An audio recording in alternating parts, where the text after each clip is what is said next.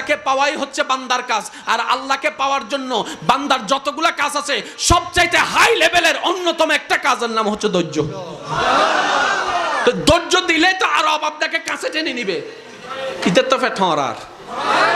সেজন্য ও চায় না কেউ ধৈর্য ধরুক, সেজন্য বলে যে বহুত ধৈর্যস্ত আর কি ধরিবি। শয়তানের বলাটাকে আমরা মনে করি আমাদের মনের বলা। এটা আসলে বুঝতে হবে কোনটা আমাদের মনের বলা, কোনটা শয়তানের বলা। এবার আপনি শয়তানের কথাটা শুনে ছোট ভাইরে দইলা কলার সাই দইলা মাইরা দিয়েছেন, নাক একটা ফাটাই দিয়েছেন। কার কথা শুনে? জোরে বলতে হবে, কার কথা শুনে? তাহলে দোষীকে শয়তান, দোষীকে। এবার যখন আপনার হাটাজারির পুলিশ আসলো, পুলিশ এসে যখন আপনাকে গ্রেফতার করতে চাচ্ছে, আপনি বলবেন যে স্যার আমার কোনো দোষ নাই, উইতের দোষ। কার? শয়তান হব না কি জিরে? আমি কি বুঝাতে পারছি? ঠিক একই ক্যারেক্টারটা শয়তান হাসরের ময়দানেও করবে। আমরা যখন বলবো আল্লাহ নামাজ